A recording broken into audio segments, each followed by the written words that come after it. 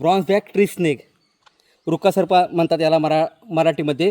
Bronze back tree snake या शब्दाचा अर्थ तुम्हाला सांगतो. याची तुम्ही जर पाठ पाहिली ही बघा, ब्रॉन्झ म्हणजे तांबे, तांब्याची पाठ असलेला झाडावरती राहणारा साप असा त्याचा अर्थ होतो.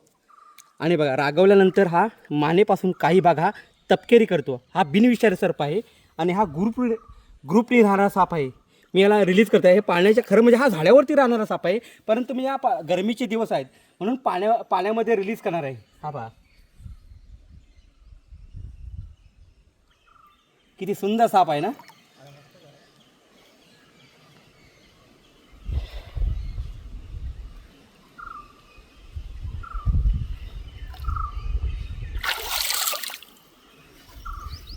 ठीक आहे मित्रांनो, या पाण्यावरून तो साप असा मस्तपैकी पोहत पोहत त्या जंगलामध्ये गेला आहे.